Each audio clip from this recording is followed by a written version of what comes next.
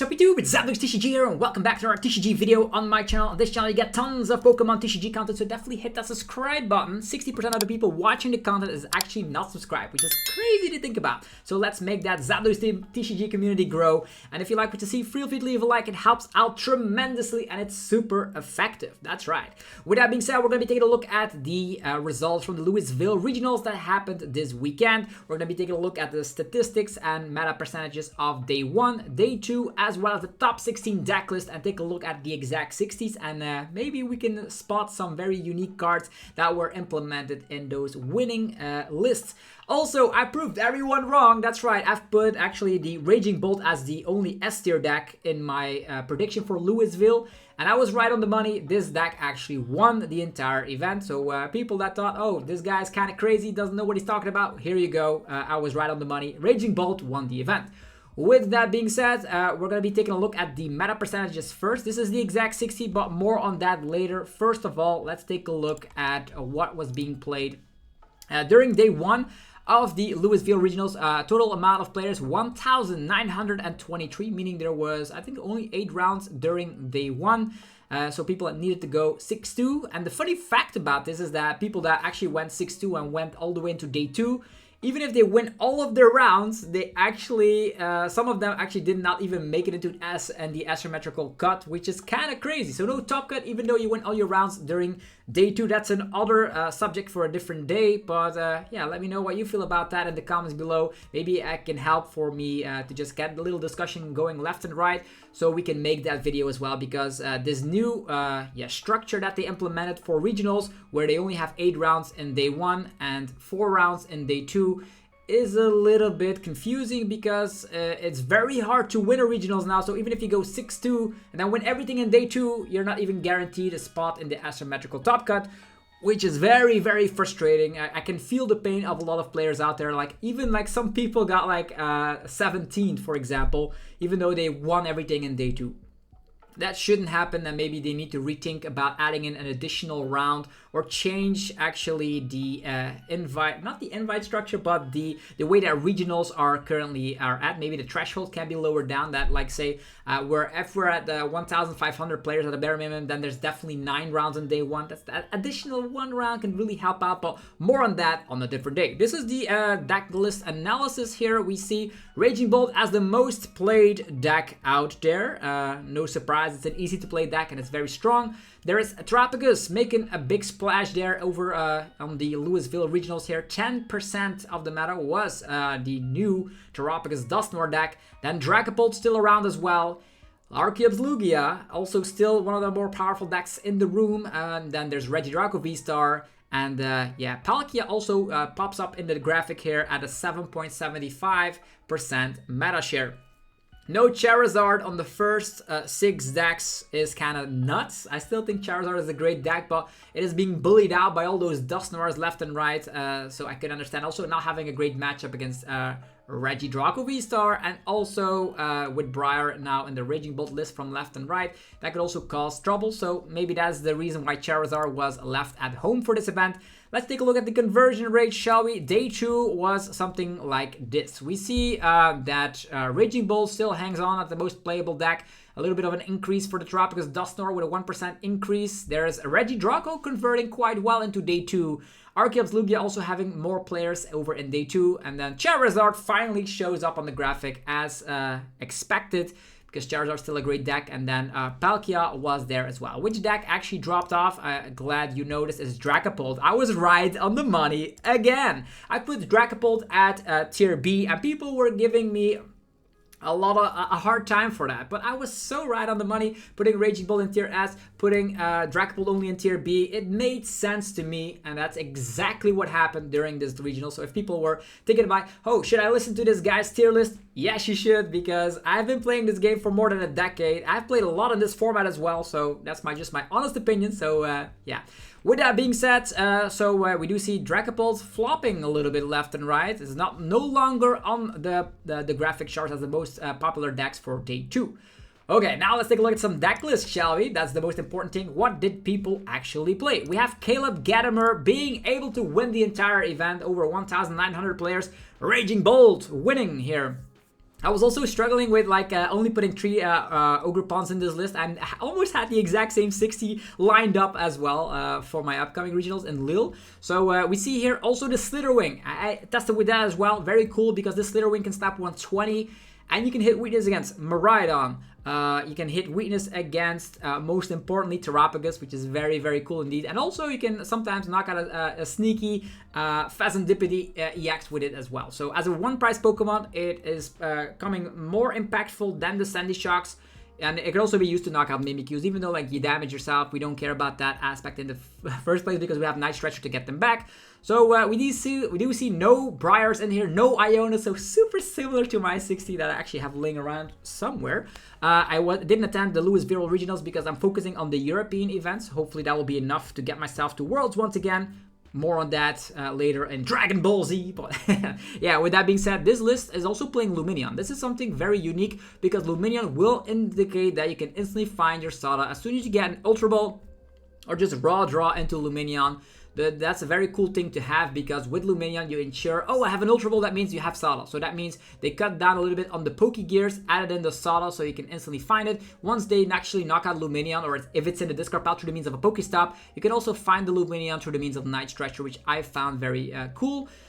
It's a little bit strange because this deck list only plays 5 grass type energies. To make up for that, they're actually playing 4 copies of Energy Retrieval and a higher amount of Pokestop. So Pokestop, the most important card in the list, it seems, because the list is packed with energies. So many energies, actually packed with items. So many items in this list. So yeah, there's that. Also an Iron Bundle thrown in the list right there. So yeah, very cool. Very nice way. The Bravery Charm count up to 3. I was expecting people playing 1 or 2, definitely, because the Dusknors were everywhere.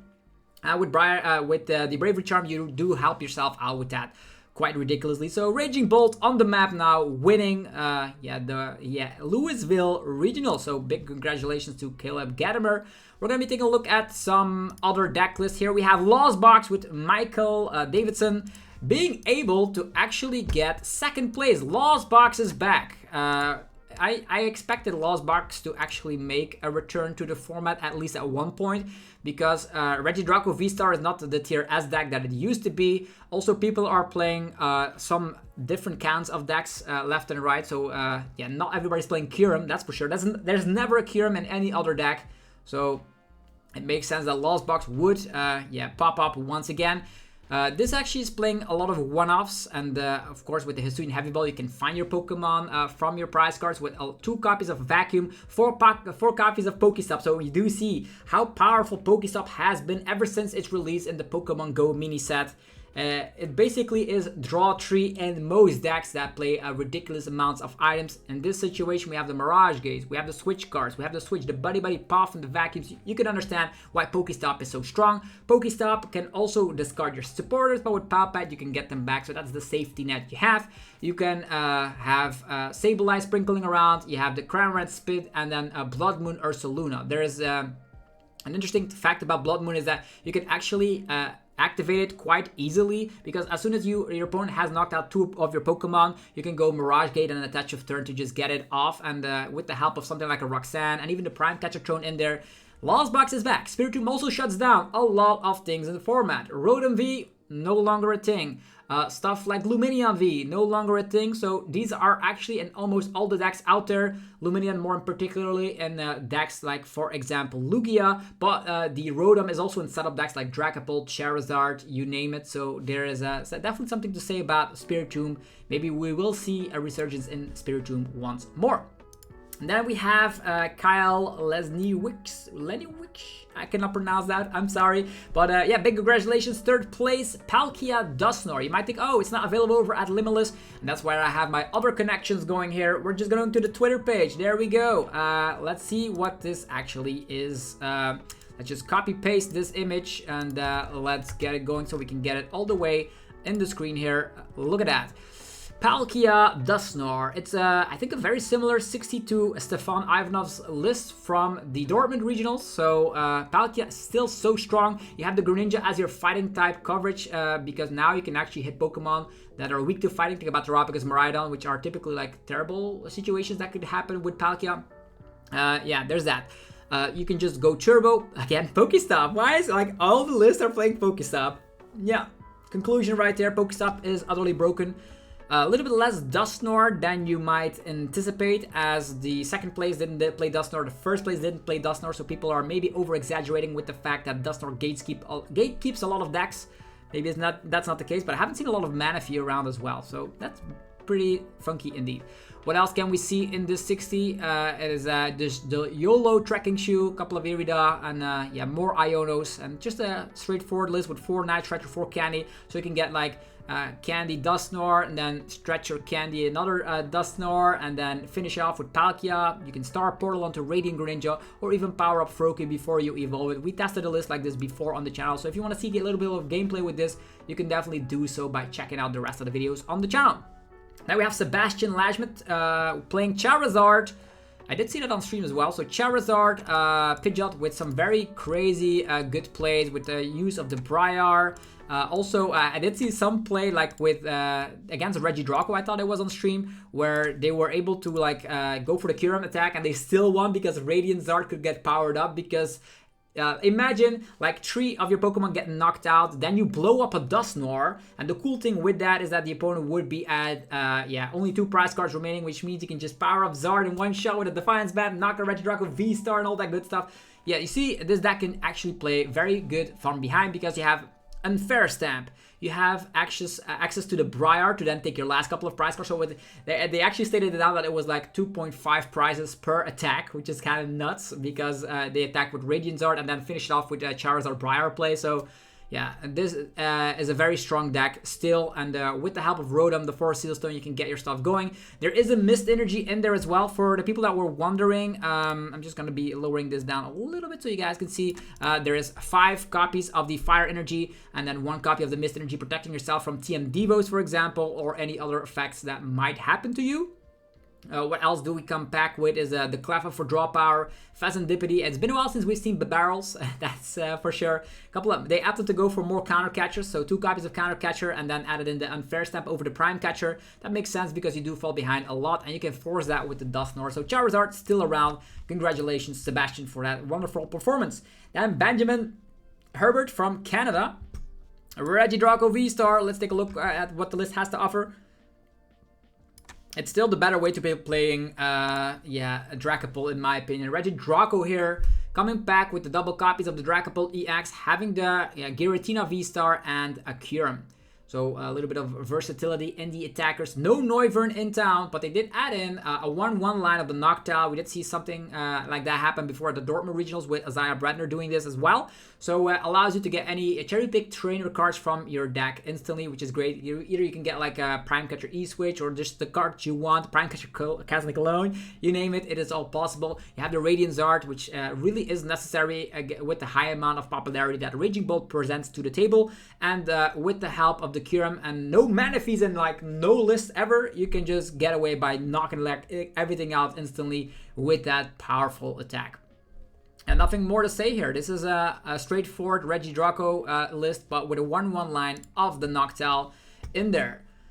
Moving forward, we have Kieran Farah, has been on a streak lately with Lugia VSTAR, and I don't know if they play the exact 60. It hasn't. The list is not available quite yet. I don't think they've posted it on their page, but they said it would be guilty not to run it back. They stated on their Twitter, so I do think it's the same 60. So let's take a look at it. This actually was played at Baltimore as well, with of course a 2-2 line of Chinchino. You come back with a Weird Ear as well. You have the Squawkabilly, and yeah, and this is a very solid Lugia list, and it actually is playing Masagosa, so no Great Ball action. I'm apparently the only person doing the Great Ball action, but yeah, everyone has its picks, right? But with 4 copies of Bulbasaur's in here, that's very powerful indeed. So Lugia doing really well in this tournament as well, because there's 2 copies of Lugia in that top 8. Gabriel Smart brought the Terapagos to the Louisville Regionals and was rewarded with a top 8 placement, We have Terapagos here, and actually is playing the Vitality Band, so you can hit that 230 number. Not only is this really incredible for the mirror match if people are not playing the Bouffalands, you're also going to be able to hit other Pokemon, like for example an Iron Hands, which is sometimes hard to deal with because it has 230 HP. Vitality Band really helps out with that. Other than that, the only Gust is 1 Boss, 1 Prime Catcher, 1 Counter Catcher as the expected stuff, and the list cannot expand too much here. 1-0-1 line of Pidgeot, and then 4-4 of Noctowl, making sure consistency is key, and it paid off with a top 8 placement. So this actually is playing Manaphy. So I was stating that nobody's playing Manaphy anymore, but this list actually was playing Manaphy. You have the bench space, I guess, for a Manaphy because you want to up your bench space all the way to 8.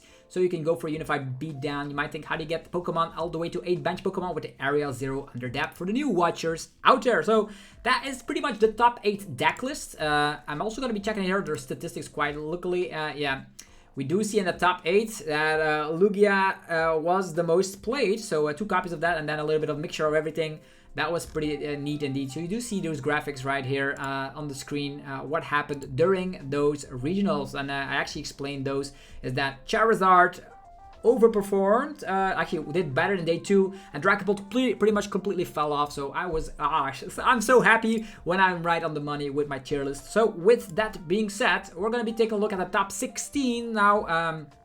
I should note, a lot of people that didn't make top 16 still went like to 10-2 in my opinion, which is very, there's definitely a flaw in this current structure of regionals happening. So we're going to be taking a look at the top 16 now. So 9th place was Brian Dean with an Origin from Palkia Dusknoir list, and they actually flipped it down. So I'm actually going to be fixing this real quick, so you guys can see this. Note to self, when you're making a Twitter post, try to make sure that the picture is in landscape mode so we can take a look at it. Not the most prettiest deck list laid out, but definitely something we can take a look at. So we have here the 7 water type energies, 4 Iono, 2 Irida. Also again, this actually is playing more trekking shoes. I see that at first glance. We also see that there is 4 candies, also a little bit of mixture of different arts. So people with OCD, don't look at the screen. There's different rare candy arts. Yeah, with that being said, we have the 3-1-2 line of the Dusknoir as expected, and a 1-0-1 line of the Greninja EX. So pretty much the same stuff we have seen before for this exact 60. So Palkia with Dusknoir also did pretty well. For all we know, that actually bumped into a top 8, but it was 9th place. Xander Perot with Raging Bolt. They had a dream, and here it is. The Briar, also not that sharp of a picture. People, buy yourself a great camera so we can take, yeah, we need to like zoom in a little bit. Sorry for the blurry situation, but we see what's going on here. For Bravery Charm was the success and opened the key to success for Raging Bolt, and with more HP comes great responsibility. Having 290 HP protects yourself, and you can also put Bravery Charm onto other Pokemon, for example the Teal Mask, as well as your Radiant Greninja to protect itself from Dusknoir shenanigans. So very great. This actually is playing 6 energies of the grass energy, so people went all the way from 7 energies and they lowered it down because there's more energy retrievals in the list, which makes sense. Only 1 Ultra Ball. A mixture of supporters. We do have Briar, Boss, and Iono. So this list is not playing Lumineon, and that was something that Caleb Gatterer was playing. 4 copies of the Trekking Shoe, so they wanted to just burn through the deck. And I do understand the fact that you cut down a Grass energy, I suppose, because with the help of Trekking Shoes and an extra retrieval, you can definitely get away with that. So there is that. Raging Bolt is here to stay. Moving forward, we have Gwen Durrell with Lugia VSTAR. Let's take a look together at what this Lugia VSTAR has to offer. We see here 2 booster boxes. That's now standard in Lugia. No. Look at this. We do see the 3-3 line of Lugia VSTAR. I think everyone can conclude that 3-3 is enough. A 2-2 line of Chinchino, double Lumineon, the classics. The Weirder is also in here, and Squawkabilly. So everyone's on the Squawk train currently for Lugia. 4 copies of Balsasaurus. There's also different arts in there, but really beautiful. A lot of gold, lots of alt arts. That's cool to see. Lots of missed energies as well. Masagosa, so straightforward Lugia lists, and they didn't go for like the Raikou V. I think only Rahul was able to do very successful with a Raikou V, and it will be going down in history as the Lugia list with Raikou that is not like played too much besides Rahul. All right, continuing on. We have Simon Fang with Snorlax Control. Ladies and gentlemen, and when you thought the Snorlaxes were nowhere to be seen, think again. Snorlax is always there. And this actually is a list that comes back with a Cornerstone as well. And a Regidrago. The Regidrago can get resources back from the discard pile if you want to. Maybe that could be like looping. You could go for loop situations.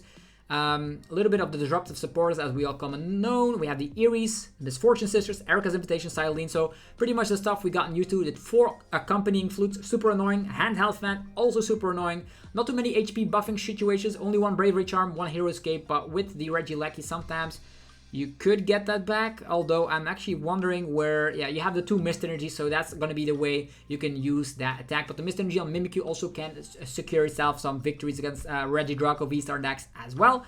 So yeah, Snorlax block. What can you say? If you can just with Lugia, you're going to be winning tournaments. Everyone didn't respect Lugia as far as I see from the Snorlax control list. Azaya Cheville with Charizard. So Charizard also still doing well. With the 4 cool copies of the golden rare candies back in the days of Plasma, if I remember it correctly.